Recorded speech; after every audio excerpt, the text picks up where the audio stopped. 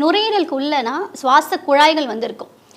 ஒவ்வொரு சுவாச குழாய்கள்லேயும் வந்து காற்றுகள் மட்டும் இருக்கணும்.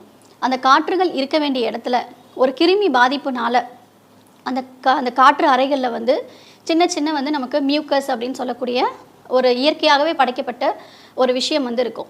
ஒரு கிருமி உள்ளே அஃபெக்ட் ஆகும்பொழுது என்ன ஆகும்னா, அந்த மியூக்கஸ் மெம்பரெயின் வந்து நமக்கு ஒரு சளி மாதிரி ஒரு திரவம் வந்து உற்பத்தி பண்ண வைக்கும். அந்த திரவம் வந்து அந்த கிருமியை வந்து உடலிருந்து வெளியேற்றத்துக்காக இருமல் அப்படிங்கிற ஒரு வழி மூலமாக அது வெளியேற்ற ஆரம்பிக்கும். அப்போ அந்த இருமல் வந்து நம்ம ஒரு காஃப் சிரப் எடுத்து நம்ம அதை உடனே அரெஸ்ட் பண்ணுறோம். அரெஸ்ட் பண்ணுறதுனால அந்த கிருமிகள் எல்லாமே நுரையீரலுக்குள்ளேயே தங்க ஆரம்பிச்சிருது. அப்போ பல வருஷமாக வந்து காஃப் சிரப் எடுத்து எடுத்து அந்த கிருமிகளை வந்து நம்ம உடலுக்குள்ளேயே வச்சிருக்கிறதுனால தான் லாஸ்ட்டில் பார்த்திங்கன்னா மூச்சு விடுறதுக்கே ரொம்ப சிரமமாக இருக்கும். அந்த கோழை என்ன பண்ணும், அந்த சளி என்ன செய்யும் அப்படின்னா, அந்த சுவாச குழாய்களில் வந்து அடைக்க ஆரம்பிக்கும். அப்போ அடைக்க ஆரம்பிக்கும் போது தான் நமக்கு மூச்சு விடுறதுக்கு ரொம்ப சிரமமாக இருக்கும்.